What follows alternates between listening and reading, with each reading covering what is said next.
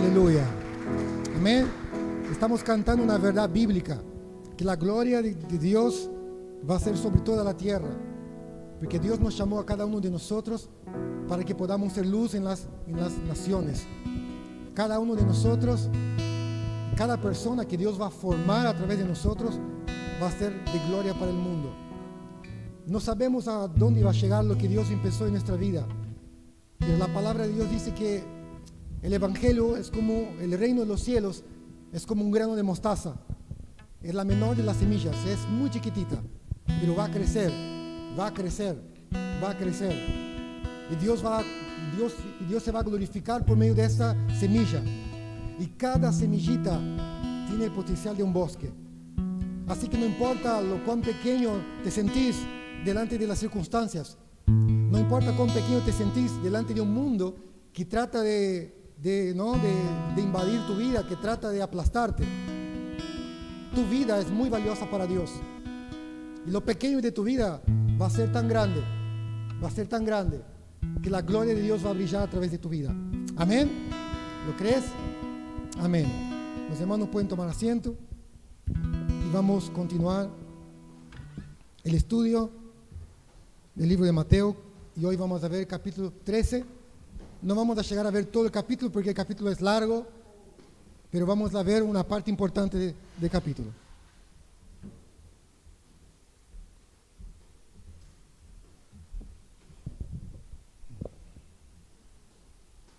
¿Cómo están? ¿Bien? ¿Sí? Bueno. Bueno, trajeron para anotar, están anotando, para vos, toda la revelación bíblica que se tiene en la iglesia, en la casa del Señor, es para vos. La preparación que muchas veces nosotros dedicamos, tanto en la alabanza, los que estamos ministrando en la alabanza, como también los que preparamos la palabra, todo ese tiempo de preparar para la edificación nuestra, lógicamente, pero la edificación tuya también. Así que es muy importante que esa palabra pueda ser, lo puedas anotar, lo puedas guardar, lo puedas atesorar en tu corazón. Cierta vez Jesús dijo Él dijo a sus discípulos que debemos examinar las Escrituras, porque en ellas tenemos vida eterna. ¿Ok? Necesitamos examinar las Escrituras, porque a través de las Escrituras, a través de la palabra sana, la palabra predicada, la palabra expuesta, sana, tenemos vida eterna. Y ese es un trabajo que lo tenéis que hacer vos, como los creyentes de Berea, que escuchaban la predicación de Pablo, pero iban a la palabra, iban a las Escrituras para corroborar si lo que Pablo estaba enseñando era cierto. Y nosotros debemos copiar el ejemplo de los hermanos de Berea. Debemos escudriñar las Escrituras. Cada vez que se predica la palabra, no tenés que dar por hecho las cosas. Vos sos responsable de escudriñar las Escrituras, vos sos responsable de conocer las Escrituras, porque es tu vida que está en juego. Amén. Amén. Bueno, Mateo capítulo 13, entramos en una sección del libro de Mateo que Jesús empieza a hablar por parábolas. Y las parábolas, muy interesante porque es como si fuera una comparación. ¿Qué significan las parábolas? Las parábolas es un ejemplo real, ¿ok? Una historia, puede ser real o no, pero Jesús usa un ejemplo que las personas conocían para poder ejemplificar o para poder transmitir un mensaje espiritual, ¿ok? Para decirlo de manera más sencilla, Jesús usa ejemplos de la naturaleza, de la vida común y cotidiana de las personas de su época para que ellas puedan entender el mensaje espiritual, el concepto tan complejo que tiene que ver con la vida eterna, que tiene que ver con la gloria de Dios. Jesús lo resume de manera muy simple y muy práctica, que hasta un pescador, un agricultor, un pastor de ovejas podría comprender. ¿Ok? Era esa la misión por la cual Jesús hablaba las parábolas. Tratar de que las personas pudieran salir del mensaje, cuando el mensaje era predicado, que las personas se puedan ir con algo gráfico, algo que las personas lo pudieran asociar a la vida cotidiana. Y era ese el objetivo de las parábolas. Si la persona era un buscador de Dios, tanto un hombre o una mujer, tenían hambre de Dios, La persona no iba a quedar solamente escuchando lo lindo de las parábolas. La persona iba a profundizarse. Pero si la persona no quería y no creía en lo que Jesús estaba diciendo, las parábolas simplemente iban a pasar de largo. Entonces el mensaje que Jesús hablaba en las parábolas era para llevar al discípulo a profundizar en ese mensaje y a profundizar en el reino de los cielos. Amén. Bueno, el discurso de Jesús por medio de las parábolas revela el estado del reino de los cielos. De acá para adelante, estas parábolas más o menos son entre 7 y 8 parábolas que Jesús va a estar hablando acerca de la naturaleza del reino de los cielos en ese periodo desde la muerte de Jesús hasta la venida de Jesús. ¿Ok? Jesús va a morir y entre la muerte de Jesús y hasta la venida de Jesús hay un lapso de tiempo. Y esas parábolas, comenzando de la parábola del sembrador, ¿no? Hasta unas 7 u 8 parábolas más adelante, todo lo que Jesús va a enseñar, toda la enseñanza de Jesús tiene que ver con la vida del cristiano hasta la venida de Jesús. ¿Ok? Yo quiero dar esa introducción para que podamos comprender la naturaleza de las parábolas y por qué Jesús las contó. Jesús empieza su ministerio hablando sobre el arrepentimiento. Arrepentíos porque cerca está el reino de los cielos. Y hasta el capítulo 12 Jesús viene en ese mensaje. Jesús viene hablando sobre el arrepentimiento. Después Jesús pasó a hablar sobre el juicio el juicio que va a venir sobre aquellos que no aceptan el mensaje. Bueno, Jesús más adelante va a morir. Y como Jesús ya quiere anticipar a los discípulos, Él está diciendo, de acá para adelante, hasta la venida de Él, estas parábolas van a marcar la vida y el rumbo de aquellos que van a ser los seguidores de Cristo. Bien. Vamos a ir con el versículo número 1. ¿Tienen? Listo. Dice así. Mateo 13:1. Aquel día salió Jesús de la casa y se sentó junto al mar. Yo estaba leyendo y me llamó mucho la atención porque dice específicamente Jesús salió de la casa. Cuando dice Jesús salió de la casa, quiere decir Jesús salió de su casa y fue a la orilla del mar a predicar. También tiene una connotación que la casa es el pueblo de Israel. Es como que Jesús lo que nos está queriendo decir aquí el texto es que Jesús ahora sale un poquito de Israel y ahora Jesús dirige su mensaje a todo el mundo porque en muchas partes de la Biblia el mar simboliza las naciones que no conocen a Jesús, que no conocen el Evangelio. Entonces acá es como que Jesús empieza el mensaje hablando no solamente de Israel, ahora Jesús está dirigiendo su mensaje a todas las personas del mundo. Versículo 2. Y se le juntó, versículo 2, por favor.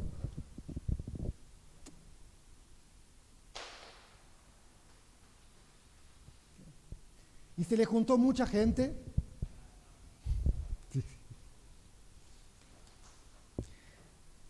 Y se le juntó mucha gente. Y entrando él en la barca, se sentó y toda la gente estaba en la playa. Es interesante que aquí ya Jesús cambia un poco la metodología de su mensaje. Ya Jesús no está en la sinagoga como antes. Cuando Jesús empezó su ministerio, ¿a dónde fue Jesús? Jesús fue a su pueblo. Jesús fue a las sinagogas. Jesús fue a donde había concentración de gente.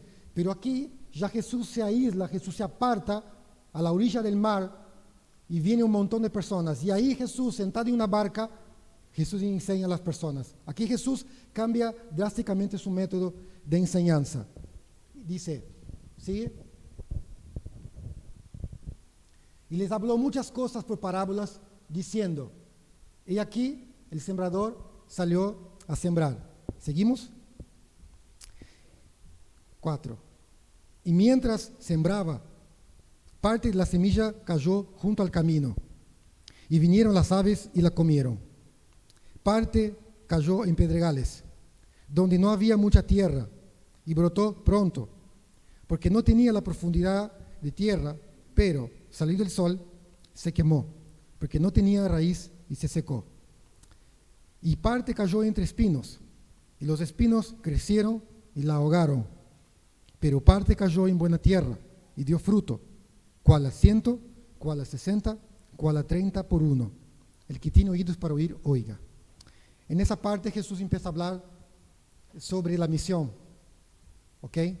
La misión que él tiene en la tierra, lo cual va a ser nuestra misión. Jesús aquí, nosotros ya vamos a adelantar la interpretación que el mismo Señor nos da en el próximo, un poquito más adelante, pero quiero decir algunas consideraciones. Primero, el sembrador es Jesús. Jesús es el que siembra la palabra. Cuando alguien te predica el Evangelio, cuando habla del Evangelio de Jesucristo, está hablando a través de Jesucristo. Y Jesús habla a través de nosotros, el Evangelio. La semilla es la palabra de Dios. Y la tierra es el corazón de cada persona. Algo importante que entendí que Jesús habló conforme a las costumbres de la época. Y en esos tiempos, ellos hacían completamente diferente de nosotros. Ellos no araban la tierra y sembraban, ellos hacían al revés. Ellos sembraban la semilla y después venían y araban la tierra. ¿Ok? Entonces el mismo arado hacía que la semilla, ¿no?, pasara por diferentes tipos de suelos. El sembrador que antes sale a sembrar, primeramente, ¿qué él tiene que hacer? Antes de sembrar la semilla, él come la semilla. ¿Ok? ¿Y por qué siembra? Porque la semilla es buena para el consumo. Entonces la persona que predica el Evangelio tiene que ser participante del Evangelio. Tiene que ser participante de lo que está predicando. El sembrador, antes de poder sembrar, debe comer y recibir. Participar del mensaje con lo cual invitó a los demás. La misma semilla que como es la que siembro. La semilla cae en la tierra, después la misma se araba. Nos hace comprender que la semilla cae en diferentes tipos de suelo. Y algo me hacía pensar que, ¿por qué el sembrador tira semilla, no? Es como que parece que a propósito tira la semilla en diferentes tipos de suelo, como que parece que el sembrador no es irresponsable, pero no. El sembrador va y tira la semilla. Y me hace pensar un poco que el corazón de cada uno de nosotros, o cómo forma el corazón de cada uno de nosotros, tiene que ver mucho con los movimientos de la vida de cada uno.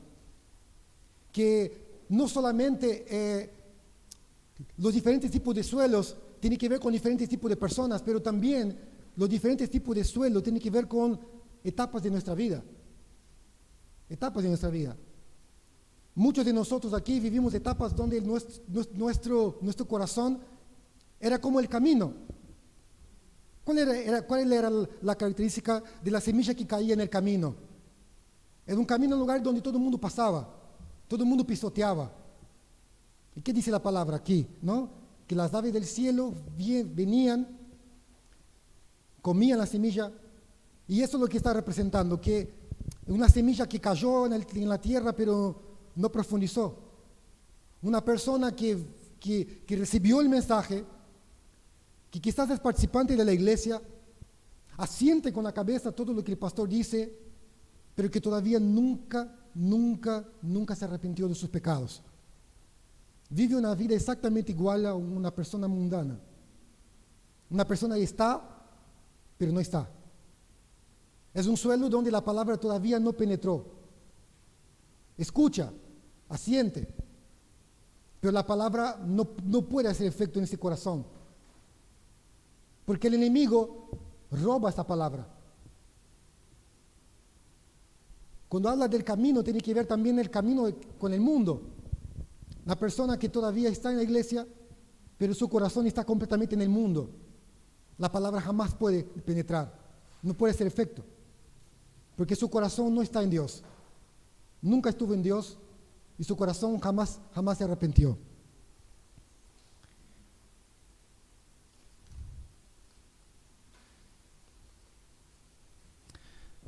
La palabra que cae en suelo rocoso es muy interesante porque crece rápido. O sea, es un suelo que tiene poca tierra. ¿Ok? Tiene poca tierra. La palabra germina rápido, ¿por qué? Porque el calor del sol hace que la semilla brote. Pero la misma no tiene suelo para profundizarse, porque hay rocas. ¿Y qué eso simboliza? Simboliza personas que reciben el Evangelio con gozo, con mucha alegría, pero que no tienen profundidad en sus vidas. Y yo pensaba un poco, es como si fuera un cohete, ¿viste el ruido de un cohete cuando va a despegar, pero que nunca llega a su órbita? Es como una persona que hace mucho espamento, que cuando hay un mensaje del pastor, un mensaje que quebranta el corazón, llora, pasa al frente, pero nunca hay cambios significativos en su vida, porque la palabra llega, la palabra habla al corazón, pero el corazón no tiene tierra lo suficiente para que esa semilla penetre, profundice las raíces. Entonces la semilla que brota es la semilla que muere. ¿Ya conociste personas que constantemente reciben palabras de Dios, pero que jamás hacen nada con la palabra que reciben? La palabra que cae, la palabra que brota, pero la palabra que muere. Son personas emocionales, hacen espamento. Yo estaba pensando un poco ahí sobre cuando se despega una nave espacial, ¿viste? En la verdad, cuando se despega una nave espacial, no sé si ustedes vieron, la mayor parte del contenido que hace despegar son propulsores muy grandes, que tienen mucha fuerza de empuje, pero que cuando el cohete sale de la atmósfera, cuando entra, ¿no?, en el espacio, ¿qué hace sus propulsores? Son eliminados. Es como que cada vez que la nave espacial llega o va a un punto del espacio, algo se despega, algo queda en el camino. Y la primera cosa que queda en el camino son los propulsores. Y eso me hacía pensar un poco en la vida de una persona que es emocional, que recibe el Evangelio con emociones. Lo primero que tenemos que despegar cuando nosotros empezamos a caminar con Dios son esos propulsores que nos hicieron, ¿no?, que nos hicieron llegar, que son las emociones. Yo no estoy diciendo que las emociones son malas, porque son con ese impulso inicial de las emociones, son que nosotros venimos a Cristo, pero llega un momento de nuestra vida que ese propulsor tiene que ser eliminado.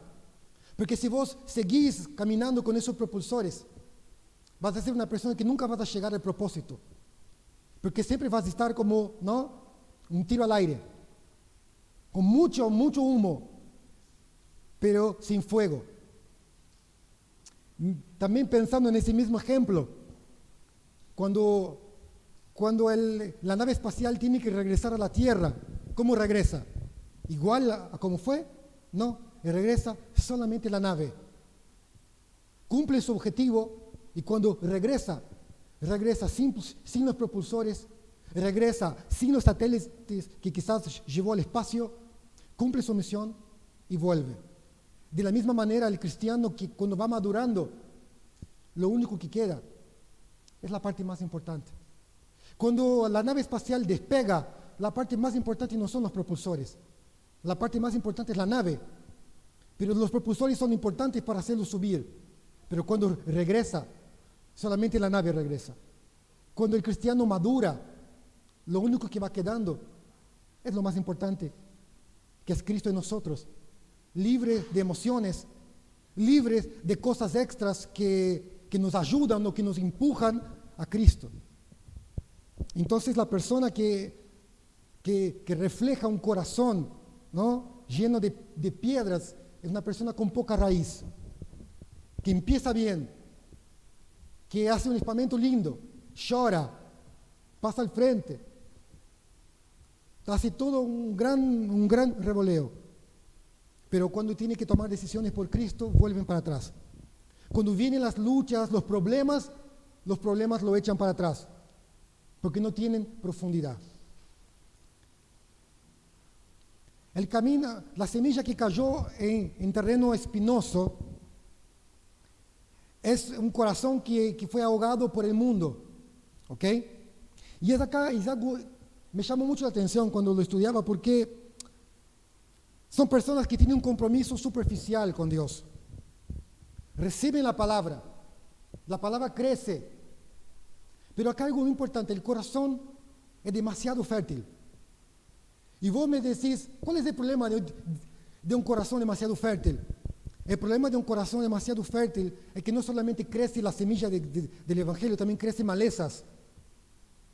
Y esa es la característica de la persona. Una persona que recibe, pero recibe todo. No filtra las cosas. Y permite que su corazón conviva no solamente con la semilla del Evangelio, permite también que su corazón conviva con otras semillas.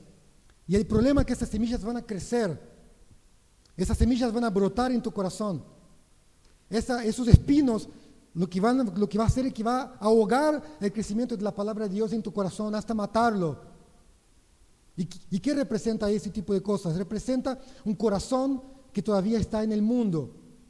Un corazón que tiene su corazón puesto en las riquezas, en el confort material, en el bienestar. Yo quiero a Dios, pero mientras Dios me bendiga. Yo quiero a Dios mientras nuestras cosas vayan bien. Cuando viene la persecución, cuando vienen los problemas, cuando la crisis económica aprieta, esas personas no tienen fuerza lo suficiente para permanecer firme. Porque su corazón es demasiado fértil. Y crece no solamente el Evangelio, pero crece también el amor por el mundo, el amor por otras cosas. Y quiero hablar de un ejemplo que me tocó experimentar. Yo tenía un líder en mi iglesia en Brasil, una persona muy piadosa en Dios, una persona dadivosa, y mucho de mi dadivosidad aprendí con esa persona. Realmente aprendí mucho con él, porque es una persona que no tenía, no mide para dar. Y fue una de las personas que más me influenció para servir al Señor. Un tipo que tenía fuego de Dios en su corazón, pero también tenía malezas en su corazón que no supo tratar. Y esas malezas en su corazón era por la consecuencia de ser un corazón demasiado abierto a todo. Yo veía que era propenso a falsas doctrinas, propenso a ciertas doctrinas que no son bíblicas. ¿Y qué acabó pasando con esa persona? Se acabó divorciando de su esposa, se casó con otra mujer, ahora está en el ministerio predicando eso, enseñando esto, dando charlas de matrimonio, cuando habiendo tenido un matrimonio roto. Se separó de la iglesia, abrió su propia iglesia. Entonces, ¿cómo puede pasar eso en un corazón donde la semilla de Dios brota y crece bien? Porque un corazón sujeto a malezas. Vos sos responsable por tu corazón. Vos sos responsable por tu corazón. Vos sos responsable de la semilla que dejas crecer adentro tuyo.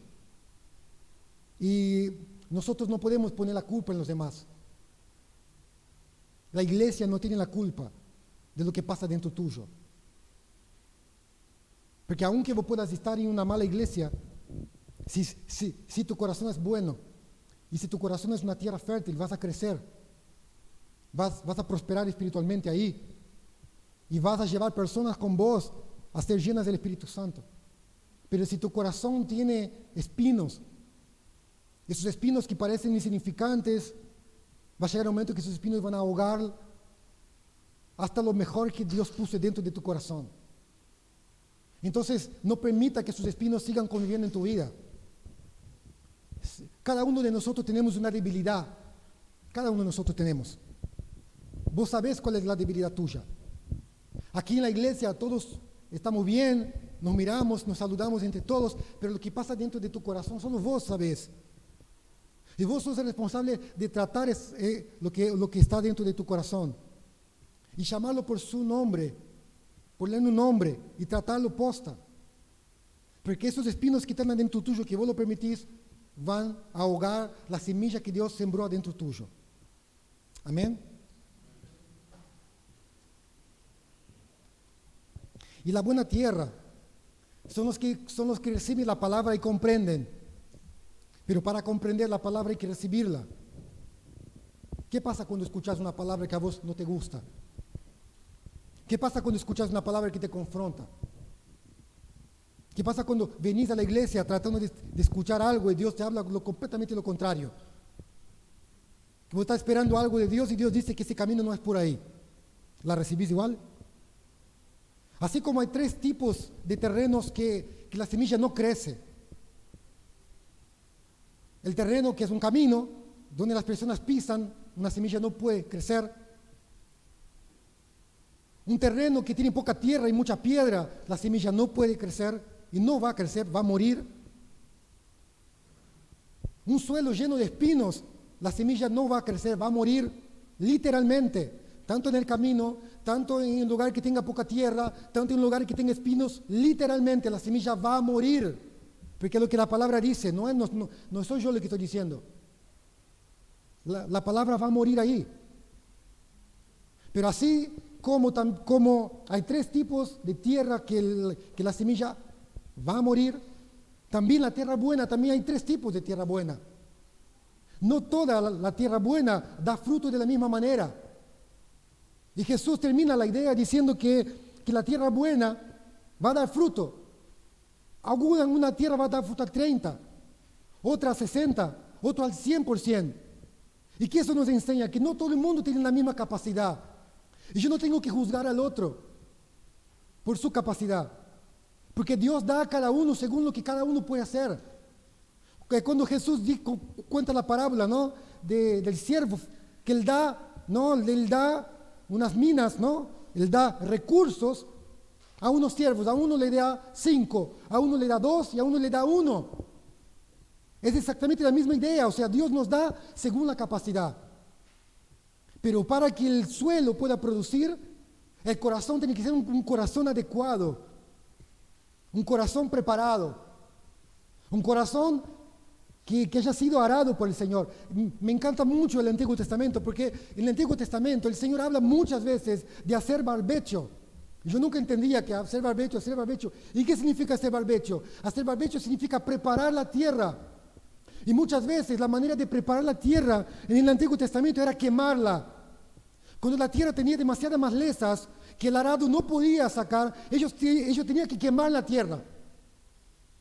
Porque solamente el fuego saca. Lo que el arado no saca, el fuego sí lo saca. Y muchas veces hay cosas en nuestra vida que debemos quemarla delante del Señor. Para que la tierra sea buena y preparada para que la palabra haga lo que tenga que hacer, necesitamos hacer barbecho. Necesitamos arar. Y el arado duele. El arado duele. Porque toca cosas en tu vida que no querés soltar. Toca cosas en tu vida que están hace mucho tiempo arraigadas ahí. Toca miedos, inseguridades, tus pretensiones. Y yo puedo decir que vine mucho tiempo delante de Dios, yo vine con deseos equivocados, pretensiones equivocadas, que estaban totalmente fuera de la voluntad de Dios, pero que para mí parecían buenas.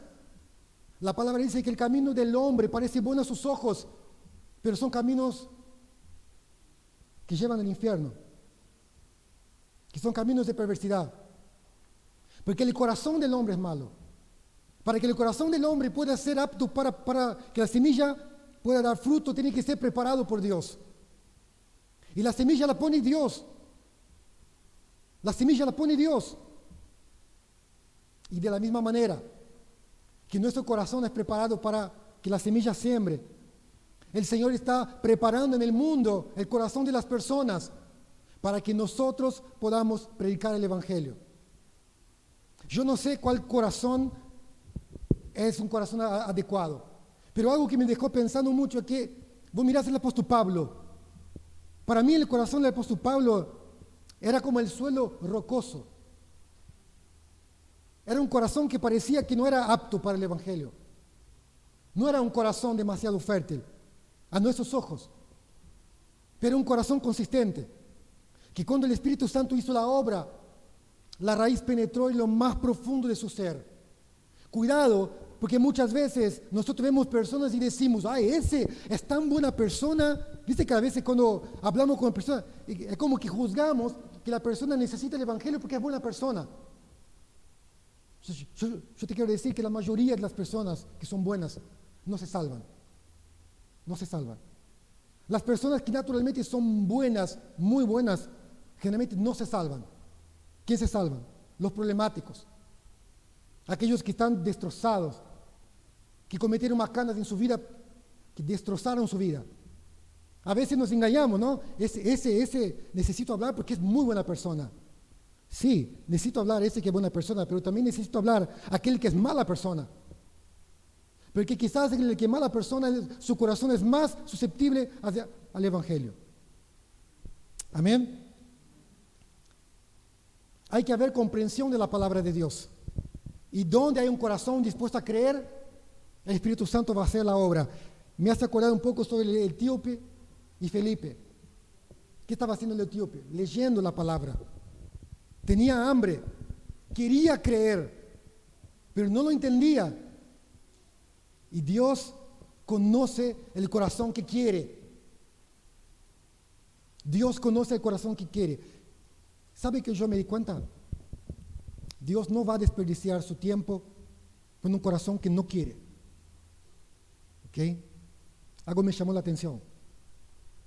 Dios, la palabra va a ser predicada, va a ser anunciada, porque todo el mundo lo va a escuchar. Pero el que quiere, como ese etíope, Dios va a hacer lo imposible para que la palabra llegue. ¿Y qué pasó con Felipe? Escuchó al Espíritu Santo y fue al desierto. Y al desierto, esta persona que estaba solita ahí en su carro, recibió el mensaje de Cristo. Y vio un milagro, porque después se bautizó. O sea, su corazón inmediatamente recibió el Evangelio y dio frutos. Y vio un milagro, porque Felipe desaparece. Dios como que lo traslada a otro lugar de manera milagrosa. El corazón que quiere va a haber, pero el corazón que no quiere no va a haber. Amén.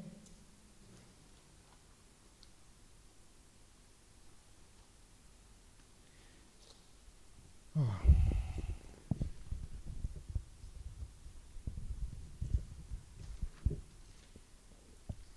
Vamos a Mateo 13, vamos a saltar un poco al Mateo 13, de 24 al 30. Mateo 13, de 24 al 30. ¿Puedes poner?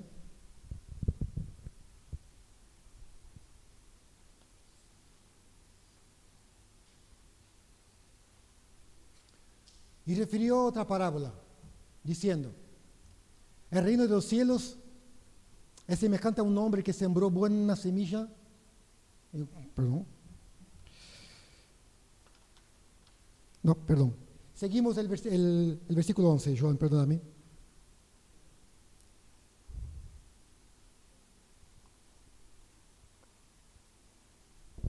Dice así, Mateo 13, versículo 10.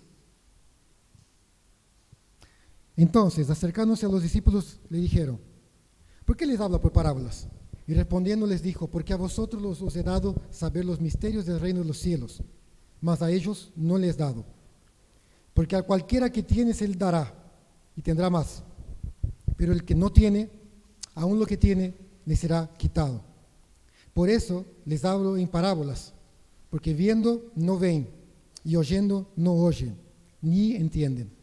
De manera que se cumple en ellos la profecía de Isaías, que dijo, de oído oiréis y no entenderéis, y viendo veréis y no percibiréis, porque el corazón de este pueblo se ha engrosado, y con los oídos oyen pesadamente, y han cerrado sus ojos, para que no vean con los ojos, y oigan con los oídos, y el corazón entiendan y se conviertan, y yo los sane. Bienaventurados vuestros ojos, porque ven, y vuestros oídos, porque oyen, porque de cierto os digo, que muchos profetas justos desearon ver lo que veis, y no lo vieron, y oír lo que oís, y no oyeron. Es un poquito lo que nosotros hablamos hace rato. ¿Por qué muchos de ellos no comprendieron? ¿Por qué Dios no permitió a muchos de ellos de comprender las parábolas? Para que no traigan más condenación sobre sus propias vidas. Ellos no quisieron aceptar el mensaje. De inicio no quisieron aceptar. Y aquí cuando Jesús predica, cuando Jesús habla en parábolas, Ellos no lo comprenden. Y Dios permite que no comprendan para que no traigan más condenación para su vida. Porque cuando el mensaje es predicado, cuando vos escuchás el mensaje, automáticamente vos te haces responsable de ese mensaje. Vos te haces responsable de lo que escuchaste. Y al que más se le dio, más va a ser demandado.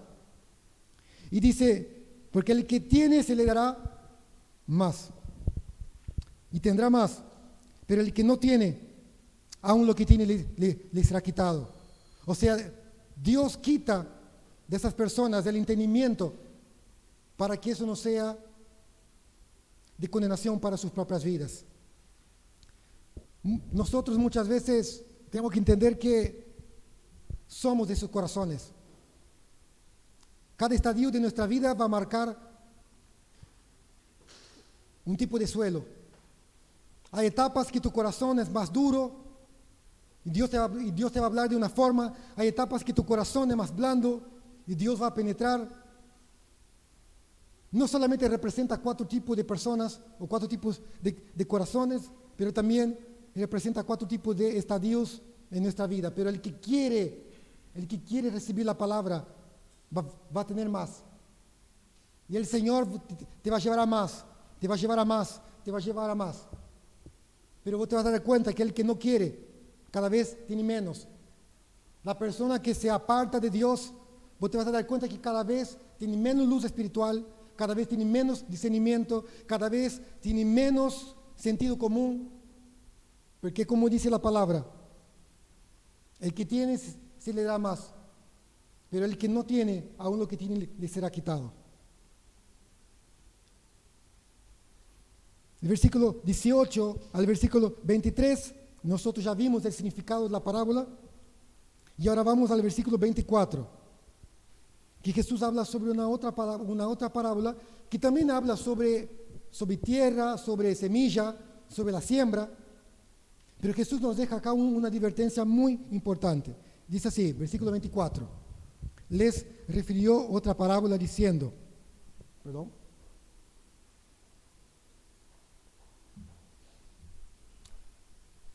el reino de los cielos es semejante a un hombre que sembró buena semilla en su campo. Pero mientras dormían los hombres, vino su enemigo y sembró cizaña entre el trigo y se fue. Cuando salió la hierba y dio fruto, entonces apareció también la cizaña. Vinieron entonces los siervos del padre de familia y le dijeron, Señor, ¿no sembraste buena semilla en tu campo? ¿De dónde pues tiene cizaña? Y él les dijo, un enemigo ha hecho esto. Y los siervos le dijeron, ¿quieres pues que vayamos y la arranquemos? Y él dijo, no sea que al arrancar la cizaña, arranquéis también con ella el trigo. Dejad crecer juntamente lo uno y lo otro hasta la siega. Y al tiempo de la siega, yo diría a los segadores, recoged primero la cizaña y atadla en manojos para quemarla, pero recoged el trigo en mi granero. Acá otra vez Jesús le da los mismos ejemplos. Dice, el hombre que sembró la semilla es Cristo. Ahora, mientras los hombres dormían, ¿quién son los hombres que dormían? La iglesia, nosotros. Cristo siembra la semilla. Pero el enemigo siembra la cizaña ¿cuándo? Cuando nosotros dormimos. Cuando la iglesia se duerme.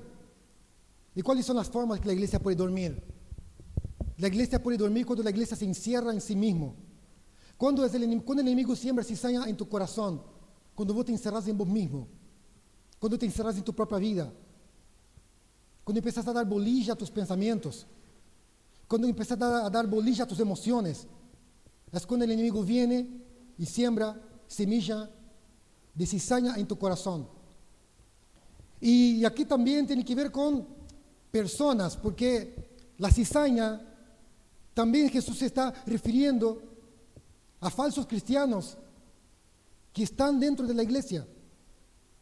Ahora, nosotros tenemos que entender aquí que un falso cristiano no necesariamente es una persona que tiene una maldad deliberada Un falso cristiano puede ser debido a un corazón que se ha endurecido delante del Señor. Un falso cristiano puede ser una persona que su corazón ha estado siempre con espinos y nunca fue tratado por Dios. Y esa persona, de ser un siervo de Dios, pasa a ser enemigo del cuerpo de Cristo. Y ahora quiero decir algo muy importante. La cizaña que el enemigo va a sembrar en el cuerpo de Cristo está adentro tuyo. Porque nuestra propia naturaleza, la cizaña está dentro de vos, la cizaña está dentro mío. Pero ¿qué no podemos hacer? No podemos dormir. Porque mientras los hombres dormían, el enemigo siembra la cizaña en el cuerpo. La mejor forma de boicotear el crecimiento del cuerpo de Cristo no es combatiendo el cuerpo de Cristo, no es haciendo persecuciones, porque la persecución es pura. La mejor manera de combatir el cuerpo de Cristo es mezclarse. Y el enemigo va a hacer el trabajo de mezclarse entre nosotros. De hecho, aquí dice, y lo que me llamó la atención es que la cizaña es una planta venenosa. ¿Ok? La cizaña, ¿qué es? Es una planta venenosa, familiar al trigo, que es virtualmente indistinguible de él hasta que se forman las espigas. O sea, que la única forma de que vos se dé cuenta que hay cizaña es cuando dé fruto. Es cuando dé fruto. Mientras no da fruto, la cizaña es exactamente igual al trigo. Son iguales, crecen igual, tienen el mismo tipo de hojas, tienen el mismo tipo de tronco, tienen el mismo tipo de raíz. Pero ¿cuál es la diferencia? Que una es un alimento y la otra es un veneno. Que literalmente la cizaña puede matar al trigo. Pero aquí el dueño del cultivo dice que los siervos no van a arrancar la cizaña ahora. ¿Por qué? Porque en el cuerpo de Cristo hay muchas personas que son nuevas en la fe. Hay muchas personas que están empezando sus primeros pasos. Pero hay muchas veces cizaña, o sea, personas que son enemigos de Cristo, que influencian a esas personas. Y si Dios arranca la cizaña antes de tiempo, estas personas nuevas, con un corazón sincero, también pueden ser influenciadas y pueden perderse. Entonces Dios, por misericordia de los suyos, muchas veces permite que la cizaña esté. Pero acá la palabra dice, y el Señor nos enseña, que va a llegar un momento que la cizaña va a ser arrancada. Y la cizaña va a ser arrancada. Y no es que nosotros la vamos a arrancar. La palabra dice que sus siervos, los ángeles, en aquel día van a separar los justos de los injustos. Y acá hay algo interesante, dice que no sea que arrancar la cizaña, versículo 29, arranquéis también con ella el trigo, dejad crecer juntamente lo uno y lo otro hasta la siega. Y al tiempo de la siega, yo diré a los segadores, recoged primero la cizaña y atadla en manojos para quemarla, pero recoged el trigo en mi granero. Dios va a hacer el trabajo de separar. Nosotros no podemos juzgar porque el corazón de cada uno de nosotros no lo conocemos. Lo que sí podemos distinguir la cizaña por el fruto, porque la palabra dice que por el fruto se conoce el árbol. Entonces, cuando vemos frutos malos es porque el árbol es mala. Un árbol bueno no puede dar buen fruto. Amén. Versículo 31.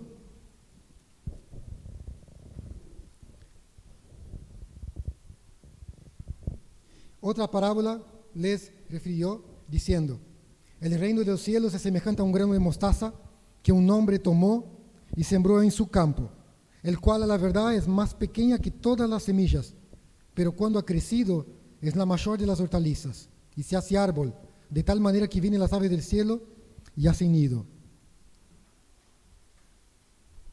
Teniendo un poquito la misma idea de la parábola de la cizaña, aquí Jesús está enseñando que el reino va a crecer, ¿ok? que el reino de los cielos a principio parece insignificante, porque muchas veces yo he visto muchas iglesias que comenzaron con el trabajo de una mujer.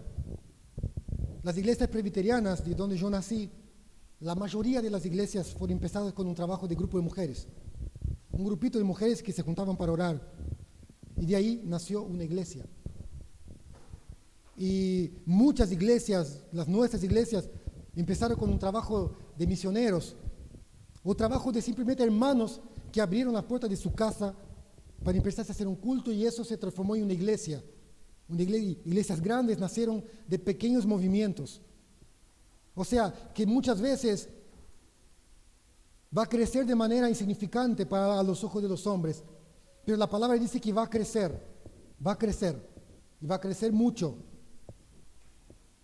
El árbol de mostaza, en ese contexto, de ese tipo de mostaza, era una semillita muy chiquitita, era la menor, pero cuando crecía, dicen los historiadores que se formaban árboles de 3 o 4 metros. O sea, para un grano de mostaza era un árbol muy grande. Y acá dice algo interesante, que las aves del cielo vienen y hacen nidos. Nosotros vimos en la parábola del sembrador que cuando las aves comían la semilla del suelo, las aves tienen la connotación mala. Y algunos teólogos dicen que la enseñanza que queda para eso es que aunque la iglesia va a crecer grande, pero también que las aves hagan nido, ¿no? Simboliza la presencia de falsas enseñanzas, la presencia de maleza en la iglesia, que el enemigo va a intentar contaminar la iglesia. La iglesia va a crecer, pero el enemigo va a meterse. Así como el enemigo metió la cizaña, él va a meter cizaña, él va a meter cosas en la iglesia para tratar de destruir el crecimiento de la iglesia. Y es nuestra responsabilidad no dormirnos, es nuestra responsabilidad ser participantes de la obra de Dios, estando despiertos, primeramente a nosotros mismos, porque muchas veces estamos despiertos a los problemas de los demás. Estamos despiertos para ver el problema de los demás. Pero la palabra dice que el mal está dentro de nosotros. Y vos tenés que estar despiertos primeramente a tu problema, a tu naturaleza caída. Y vamos a dejar hasta aquí. Vamos a terminar aquí porque el texto es muy largo. Y yo creo que hay mucho para que podamos pensar. ¿Qué tipo de suelo es tu vida? ¿Qué tipo de tu corazón es tu vida? ¿O cuál estadio vos estás pasando ahora? El estadio de que tu corazón es un camino que todo el mundo pisotea. Que la palabra que entra, la palabra que sale, porque tu corazón está en otra cosa. Por ahí tu corazón es un corazón rocoso. Dios habla a tu vida, vos te alegrás que Dios habla a tu vida, pero después esta palabra no tiene raíz, no crece, y vos seguís estando en el mismo estado que siempre, mismo estando tanto tiempo en la iglesia. Por ahí tu corazón es un corazón lleno de espinos, demasiado fértil. Crece la palabra de Dios, pero crece en otras cosas también que compiten contra la palabra de Dios hasta el punto de matarla. Y créeme, va a matar la palabra de Dios. Entonces, el cuidado del corazón de cada uno de nosotros es responsabilidad nuestra, es tuya, es tuya. Y aunque puedas pensar en que fulano, en que melgano puede hacer una cizaña dentro de la iglesia, lo que quiero decir que quizás la cizaña puede ser vos. Vos podés ser la cizaña que esté dividiendo la iglesia. Vos podés ser la cizaña que esté metiendo fuego a donde no tiene que meter. Vos podés ser la cizaña que esté destruyendo en vez de ayudar a construir. Entonces eso está dentro tuyo. Y vos sos el responsable de examinar tu vida. Y no tenés aquí que examinar la vida de otros. Tenés que examinar tu propia vida. Para que puedas comprender qué tipo de suelo es tu corazón. Para saber si tu corazón es una tierra fértil. Y si tu corazón es una tierra fértil, no tomes el tiempo de juzgar a los demás. Haz lo que Dios te llamó a hacer. Nosotros somos un cuerpo.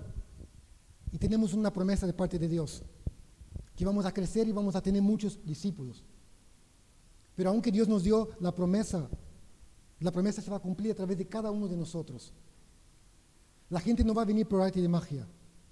La gente va a venir por la labor de cada uno de nosotros. Es tiempo de que podamos dejar esas pequeñas cosas que nos están estorbando. Malos pensamientos. ¿Cuántos están luchando contra malos pensamientos en ese tiempo? ¿No? Todos luchamos. Pero ¿sabe cuál es la razón de los malos pensamientos? El amor a nosotros mismos. El amor a nuestra propia vida. Nos amamos tanto y nos damos el derecho de creer que el problema tiene el otro. Y el problema no tiene el otro, el problema lo tiene vos, lo tengo yo. Quiero instar a que tu corazón no sea un corazón lleno de cizañas. Porque aunque pueden venir falsos maestros o falsos profetas a la iglesia, puede entrar, pero quizás el falso profeta, el falso maestro puede ser tú. Y tiene que ver con la decisión que vos vas a tomar cada día. Cada día. David es ser un hombre conforme al corazón de Dios. En determinado momento y circunstancias, cuando la situación cambió, David pasa a ser enemigo del cuerpo de Cristo, el enemigo del pueblo de Dios. Y la pregunta que quiero dejar para cada uno de nosotros hoy, ¿qué sos? ¿Sos amigo de Dios o sos enemigo del pueblo de Dios? Todo tiene que ver con las decisiones que vos estás tomando ahora. Anhelo y deseo que tu corazón sea una tierra fértil. Pero también anhelo que tu corazón no se duerma, para que el enemigo no siembre en tu vida cosas que van a dividir el cuerpo de Cristo. Me gustaría que te pongas de pie y que podamos tomar un tiempo mientras los chicos puedan ministrar, que puedan tomar un tiempo para reflexionar.